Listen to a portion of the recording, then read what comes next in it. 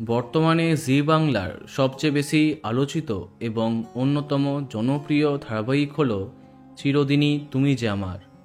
একটার পর একটা চমক আরও বেশি আকর্ষণীয় করে তুলছে গল্পকে। ধারাবাহিকের জমজমাট কাস্টিং থেকে আরম্ভ করে জমকালো স্টোরি লাইন সব কিছুই প্রশংসার দাবি রাখে। এবার সেই কাস্টিং তালিকায় যুক্ত হতে যাচ্ছে আরও একটি নাম। আর্য অপর্ণার গল্পে একটার পর একটা বাধা এসে যাচ্ছে, ফলে তাদের মিলনের রাস্তা আরও কঠিন হচ্ছে। অন্যদিকে এর ফলেই গল্প হচ্ছে আরও বেশি জমজমাট।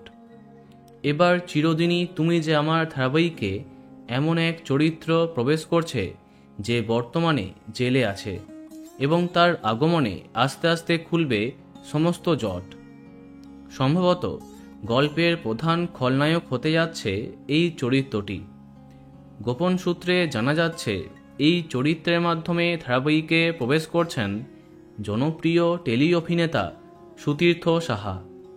সম্প্রতি মিঠিঝোড়াতে তাকে দেখেছে দর্শক। শোনা যাচ্ছে ইতিমধ্যে শুটিং আরম্ভ করেছেন তিনি। দু একদিনের মধ্যেই তাকে পর্দায় দেখা যাবে। তখন জানা যাবে আর্যর সঙ্গে তার কী সম্পর্ক এবং কেন সে জেলে। সবটাই এখনই বলছি না, তবে এইটুকু বলতে পারি, এর আগমনে আর্য অপর্ণার আসল গল্প আরম্ভ হচ্ছে। তো বন্ধুরা, কে কে এক্সাইটেড কমেন্টে জানাতে পারো।